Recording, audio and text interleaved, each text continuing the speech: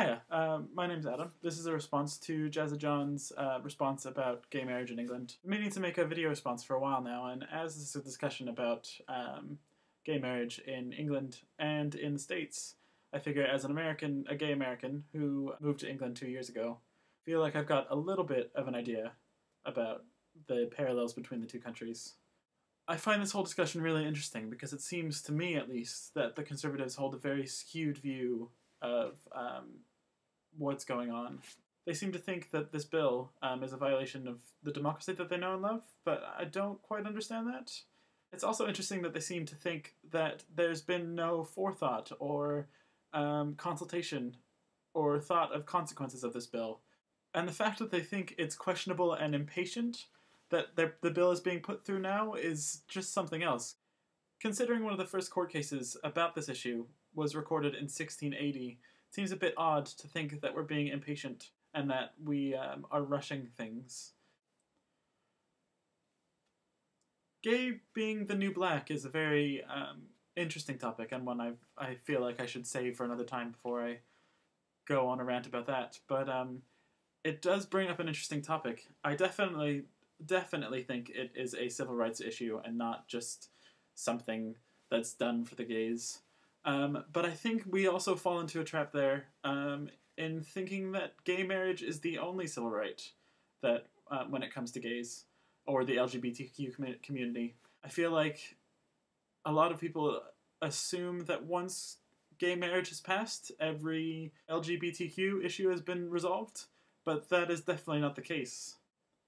There's still a lot of bigotry towards bisexuals and asexuals, transgenders, and genderqueers, just to name a few, and they seem to just get swept under the rug. Most people, if you stop them on the street, would have no idea what a genderqueer person was, and yet we seem to think that once gay marriage is solved, once it's been passed, all of our problems are solved.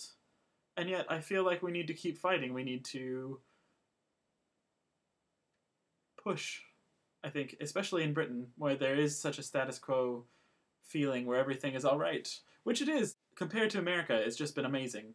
I have been happily, openly gay since moving here and never had a problem. I've never had an ounce of backlash, I think would be the right word. Whereas in the States, even though I was open, it was still something you kind of had to hide. You could never quite be sure who you could tell. I'm just openly gay here. I don't really mind. I just bring it up whenever. It's great. But therein lies the problem, I think. I feel like it's so easily accepted, and yet everything is just brushed under the rug, so it's very easy to just shrug and forget about it. But I think it's something we definitely need to fight for. The main thing this revolves around is people who can't see from others' point of view, especially in the Conservative Party. It's very easy to get caught in your own life and not wonder how the other people feel. And when you are a bit more privileged, which I think many Conservative members are, you aren't going to go out of your way to think about how other people feel. So it's very easy to get offended when someone disagrees with you. There's almost this self-blinding where they don't want to change their worldview because it's a good worldview. It obviously has served them well. And so why risk seeing from other people's point of view? And I don't think that's going to change in the near future. I think we have a lot of older people whose views are never really going to change. And it's actually really interesting to see the generational differences, especially in England. It's a lot more obvious here than I think it is in the States. There are a lot of different viewpoints back home, and it is very easy to pick up what your parents believe.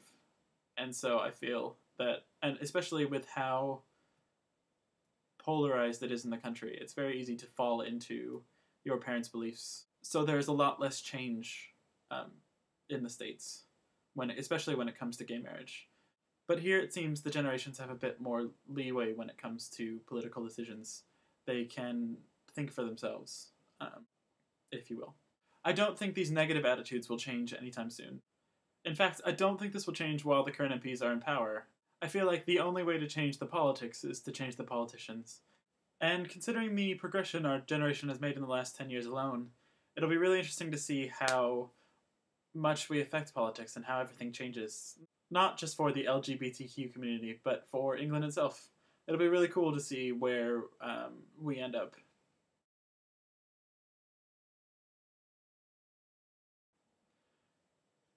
I think I've embarrassed myself enough in this video, so this is where I'm going to stop. I do have a lot to say and think and discuss, especially when it comes to the similarities between America and the States, which I didn't really talk about in this video, or as much as I wanted to anyways.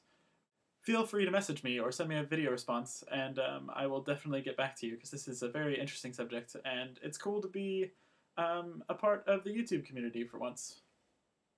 Bye!